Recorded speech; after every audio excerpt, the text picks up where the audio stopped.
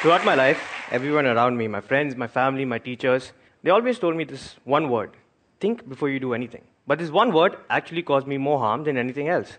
But then I came across these two words. And I soon realized that these two words are actually really helping me what I want to do.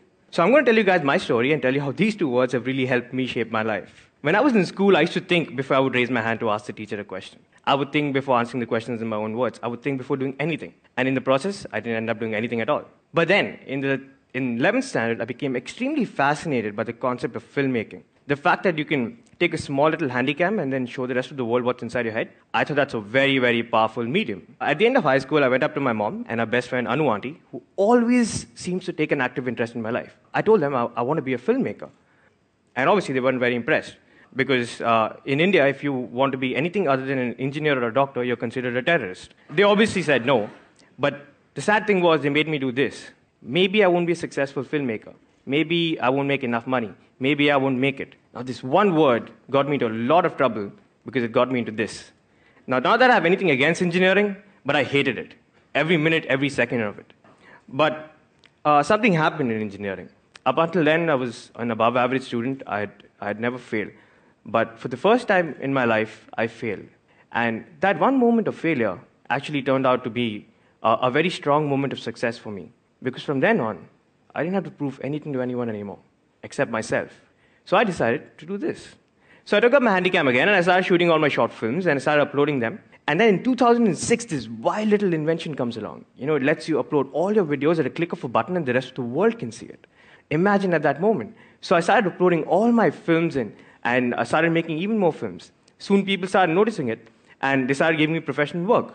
So with the help of YouTube.com, in the first year of college, I set up my first company, Last Minute Films, because in engineering, everything is done at the last minute. And I soon realized that in the real world, everything is done at the last minute too. A year later, this rock band called Pentagram, they asked me to direct a music video for them, and they said it's only going to be for YouTube. So I made a music video, and it ended up getting 100,000 views, and this production company in Bombay saw the video, and they offered me a job to direct.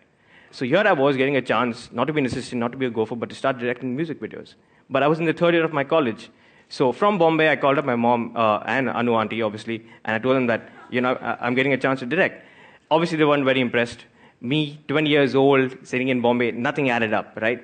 So I had to come back and finish one long, torturous year of engineering. Once I was finally done with my engineering, I decided that this is what I'm going to do. So I took a one-way bus ticket to Bombay. I landed up there. And I went up to the production company's office hoping that they'll have a job for me. And surprisingly, they did. And 2 months later, they sent me to Mr. Rahman's studio to direct small promo video. And I was shit scared because all I knew was network analysis and field systems. And here I was trying to direct Mr. Rahman in a promo video. But the shoot went off well, thankfully. But at the end of the video, all he told me was that, you know, Varun, life is very short. Always do what you love and always do what you believe in. I kept those words for the rest of my life. A couple of months later, I was directing a music video for Shankar Ehsaan Loy. The star of the music video was one of India's biggest actresses, Preeti Zinta, and she refused to believe I was the director. I was 20 years old and I looked 15, and she definitely didn't buy it, and you can see from the picture, she definitely doesn't look happy with me trying to direct her. But after I directed this video, I realized that, you know, I really wanted to do something on my own. So I came back to Bangalore, and that's when accidentally the second part of my life started. And it started somewhere like this. So I believe all great business artists are born when you're drunk, because when you're drunk, you have no inhibitions, right? And anything is possible. So me and my friend, we're sitting in this bar, and we're getting drunk, and we're starting to miss our high school. So we passed out of this school called Bishop Cottons, and we were called Cottonians. So we were like, you know what? We should get sweatshirts with the word Cottonian written on it. But we were drunk, right? So anything is possible. So we were like, dude, why not this for every school and college in this country? So on a piece of tissue paper, we wrote down our grand business plan to make merchandise for students of every school and college in this country. Okay, so now that we have an idea in hand, this is not what we're going to do. We're not going to go to mom and Anu and tell them our idea, because we already know what's happened there, right? So we're not going to do this. But the problem was that we didn't know anything about running a business. Nothing. Absolutely nothing. So this is what we're supposed to do. But 4 years of engineering, and they never taught me Microsoft Excel. And I realized that that's the only thing needed. That one software practically defines everyone's life. So, and obviously this caused a lot of problems before, right? This is what we're going to do. So we found this manufacturing friend in a small town in Tripur, and he offered to make us some samples.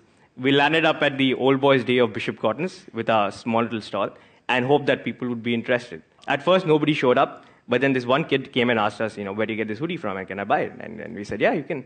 And then he got 10 of his other Cottonian friends and they got 10 of theirs. And in the first day itself, we ended up selling 2,500 hoodies. So that's when we knew that, yes, we have something in our hands. And the good thing was, when these Cottonian kids started wearing their hoodies and started moving around town, students from other schools and colleges got insecure. So they were like, where do you get that from? And that was our intention. So we knew that they're going to come to us. But then we knew that if we're going to do this for the entire country, we've got to figure out a plan. So in 2009, we officially launched Alma Mater as an online store to cater to students of schools and colleges across India. But the moment we started, that's when all the problems started. My friends were like, dude, what's wrong with you? Why are you doing this? You should just get a regular job. Why are you taking such a big risk? My mom was really worried because she thought I won't get any dowry. In India, if you don't work for Infosys, you do not get dowry. My mom was really worried. And Anu auntie called me a t-shirt salesman. All of this really started playing with my head. And I became really insecure. And I was like, what am I doing? What am I doing? And then I just went back to that one small moment of engineering where I failed. And I thought, I failed in engineering and nothing bad happened. If I fail in this, what's the worst? So we decided to give it a shot. And soon enough, things began to change. We started growing. People started noticing us. They put us on the cover of India's biggest magazine. They wrote more than 50 newspaper articles around us. And this is where Alma Mater is today. So we work with over 3,000 schools and colleges across 200 different cities with over 4 lakh students, all sitting out of that one small office in Bangalore. But the coolest part about this is, exactly a year later, my friend and I were sitting in the same bar, and this random kid walks past us wearing a Cottonian hoodie. Man, that one moment, I think that one moment is success. For me, success is not money, it's not cars, or it's not a bank balance. It's moments like these. The moment we saw that kid walk past us, and exactly a year later, we just looked at us. We didn't say anything. So for me, that was my greatest moment of success. And that success came because of don't think. So in the meantime, we kept last minute films running, obviously, and we ended up with over 1 million views on our YouTube channel. And the best part was YouTube made us a partner. So apparently they sent me a mail that's saying that now every time anyone sees your videos, we'll pay you. I thought that was really awesome because my dad was really worried, why am I uploading all these videos? But the moment he came to know that I'll get paid for it now, he was like, you should upload as many videos as you can. So now I come to the very interesting part of this story. This Anu auntie character, right? She was always a strong part of my life. She's that character who always, butts her nose in all of my activities. So I had to figure out, how to deal with this situation. So I should write a lot of notes on Facebook and blogs about Anu auntie and, secretly telling them about, how she's damaging my life. And then somebody said, you should write a book about it. The problem was there are 50,000 words in a book. The most number of words I've ever written is 500 words. So I was like, how will I write a book? But then I remember my English teacher once told me, everything looks tough until you actually go ahead and do it. So I started and I never stopped. And I actually wrote 60,000 words. And I wrote a book called How I Braved Anu Auntie and co-founded $1 million company. We made our greatest adversary, Anu Auntie, into our brand ambassador, right? Because the book was about how we started Alma Mater. And Anu Auntie became really famous. So here she was going around telling everything against us, and now she was famous. She couldn't say anything against us anymore. But the most interesting thing about the book was we were bootstrapping, right? So we never had money to market our company. So now somebody else is marketing our company and paying us. You get paid for marketing. I never thought that a concept like this could exist. I only realized that you have to pay a lot for marketing. But there's also a way where someone else can pay you to market your very own company. I knew that the book was doing really well because it sold a lot of copies. But the most interesting thing was when I walked into an auto and the auto guy was selling my book. And I took this picture and I sent it to Anu auntie. And she sent it to all her friends because for her, this was the high point. So I'm going to end my talk with a small little story since Ink is all about stories. It's about 2 gentlemen, Mr. Rajat and Mr. Ashok. So I met Rajat on a plane and he told me the story.